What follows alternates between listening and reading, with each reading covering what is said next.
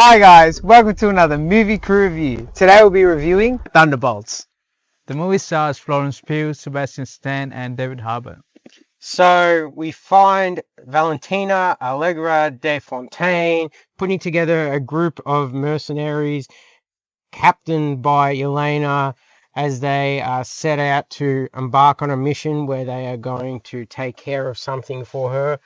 But the movie soon unravels and we soon discover the true nature of the project that she's trying to cover up. So we're going to get into the review and Cameron is going to start us off today.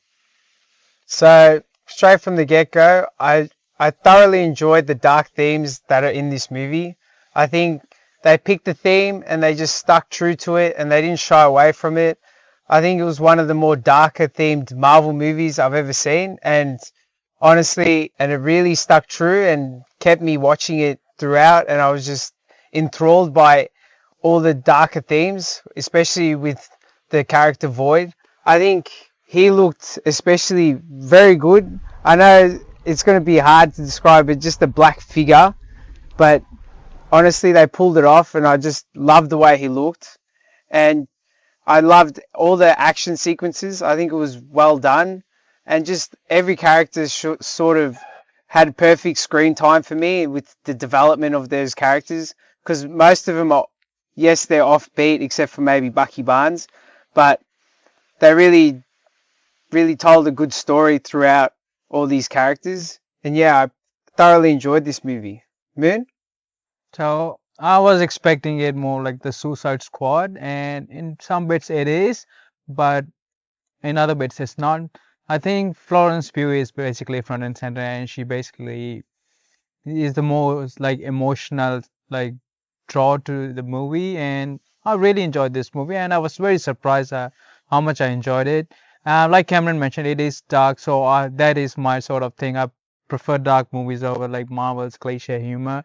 It does have good humor. David Harbour killed it, but uh, the Void, I'm not sure about it, but the character. So I was very much into the movie, like first 30 minutes or so, because they are basically getting to know each other, and I was liking their chemistry, and it continued. But when the end started, like it started to feel like more Inception-ish, like that sort of movie. It didn't feel like it fit the whatever happened before and the last 20 minutes. I don't know. I didn't like. I wish there was something else they could have done, but they did something different. There was no, I don't know, fighting a big giant or a beam in the sky, whatever. But there was something different. So I commend that, but I don't know. It just didn't feel the right ending for me. John? Yeah, I have to agree with Moon in some aspects of this.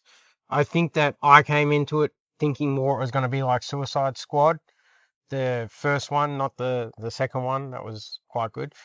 So I really did find it quite different from that in terms of they're not really criminals. They're just more black ops kind of doing these things. So you kind of know them all from bits and pieces. Yelena from Black Widow and throughout the MCU. David Harbour, again, Black Widow. Bucky Barnes is probably the continuity that links it in to the original MCU.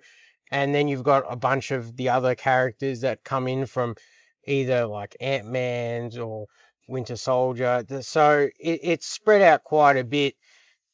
They give you enough context in the film that you don't need to really go back and go deep dive into anything to really work out who it is. But I think that it does give you a hand, especially if you do go back and watch Falcon and Winter Soldier, to at least see the character that Wyatt's playing and see that John Walker, how he gets there, because that does give you a lot of the color to it.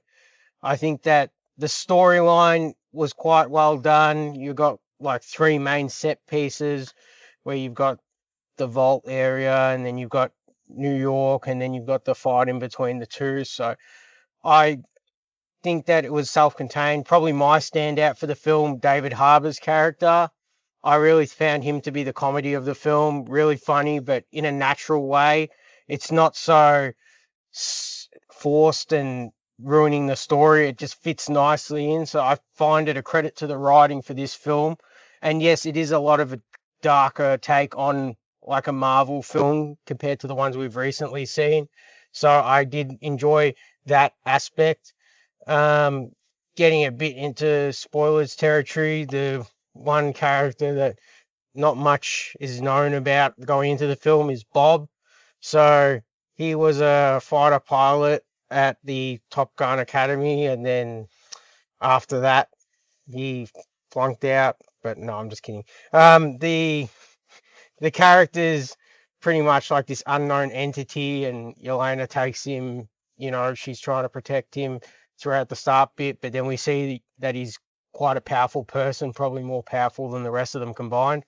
And I really did find that an interesting character arc, and I thoroughly enjoyed that character and the way it turns at the latter part of the film. So I think that in terms of that character, I'll be interested to see how they use him later on. But overall, I think this was quite an enjoyable film for me. I really disliked the turn because it just came out of nowhere for me.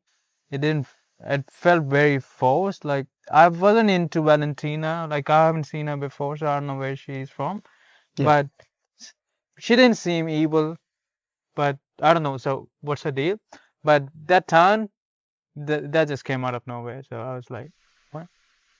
When did that Yeah, happen? she's all about manipulation. That's Yeah, why, but she like, didn't manipulate him enough for me, like to warrant him to turn. Like, I think she was treading the fine line because she knows how powerful he can be, like power wise. So you got to be Yeah. careful. Like that's where I think she made a bit of a mistake when she started saying that you're the Avengers all wrapped up into one, and then you kind of got it stuck in his head that like, well, there's a god in the Avengers, so I must be as powerful as a god. So why am I listening to just a mere mortal kind of thing? So that's I think the balance, but yeah, she's not really that big in the MCU like No. throughout the film. So this is kind of like the biggest role that she's had, I would say, as this like pseudo Nick Fury trying to make a new Avengers group. But yeah, it's a different take on that character. but I think that discussion that she had with Bob and how she tried to manipulate him, it more so makes Bob more. You can take him a bit more seriously because he's not just, oh yeah, you helped me, you're saying you saved me, blah blah blah. I'm just going to listen to you. It's sort of just like it clicks straight away, which it should when you're that powerful. So I really liked it. I think it added more to Bob than it did to her in the sense that way. Because yeah, like I said, because when she kills Sentry and then he becomes the Void, then the split personality gets revealed. That's what really stuck. It really shone the light on this movie for me, and I think the depiction of Void and Sentry was really good. And the fight scene with Sentry when you first see him, I think that was done really well as well. Oh yeah, he did it. There's no part of this film that looks poor CGI in my opinion, which like lately the MCU films have been like pretty poor in that respect. Like even Captain America Brave New World, that was for me, I didn't really like the CGI in that, especially with like the cherry blossoms and all that kind of stuff. So I think that like practical effects, her actually doing the jump off the building was great. Them blowing up the vehicles and not doing it, all in post. Things like that just make it feel more real, more lived in terms of the set pieces, and it's just something you can't capture with digital effects. Yeah. And just the scene when Winter Soldier comes, not really the Bucky Barnes side, but Winter Soldier comes, that scene just gave me goosebumps. I thought that was just old school Marvel. It just really took me back to those old school Winter Soldier days, and it was a great scene, in my opinion. my favorite scene was probably when all of them just, pushing that rock thing. Yeah. That was like, it's so simple, but it's like, yeah, they're working together now.